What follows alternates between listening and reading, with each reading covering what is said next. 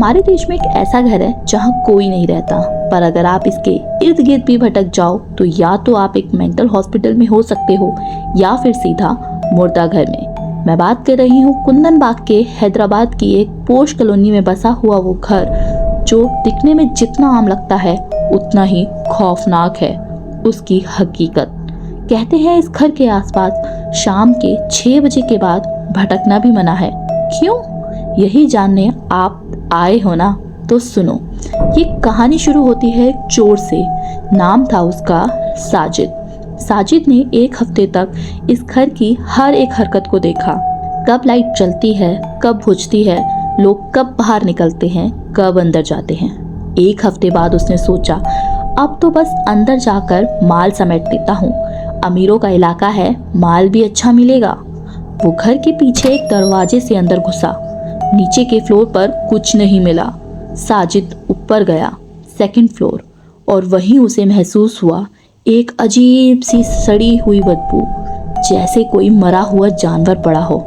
उसने बेडरूम का दरवाज़ा खोला और सामने जो देखा, बिस्तर पर 3 लाशें, पूरी तरह सड़ी हुई, फूली हुई, शरीर ऐसे जैसे महीनों से पड़े हों। साजिद डर के मारे भागा और सारी बात पुलिस को बताई।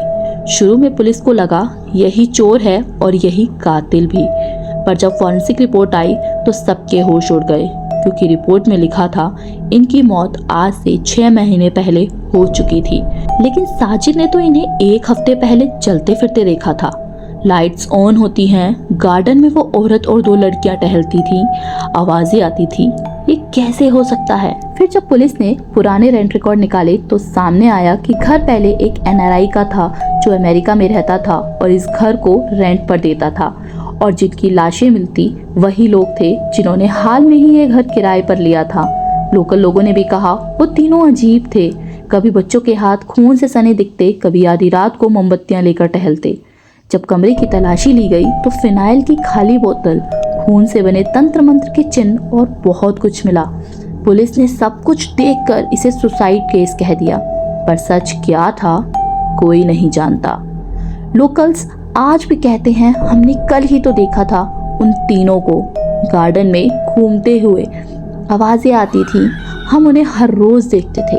क्या 6 महीने से हम मरे लोग घूम रहे थे? क्या वो भूत थे या कोई और ही रहस्य था? लेकिन एक और घटना ने सब कुछ बदल दिया।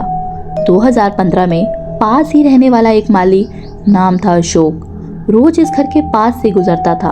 एक दिन उसने देखा कि घर में रोशनी है। सोचा शायद नए लोग आ गए हैं और उन्हें इस घर का इतिहास नहीं पता।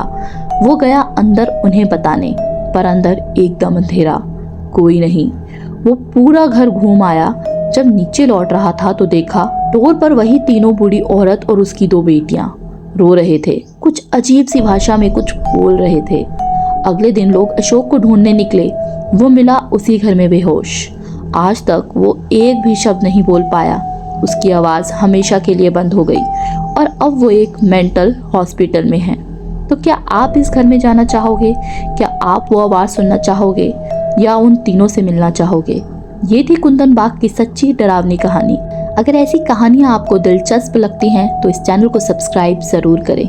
अगली कहानी और भी रहस्यमयी होगी।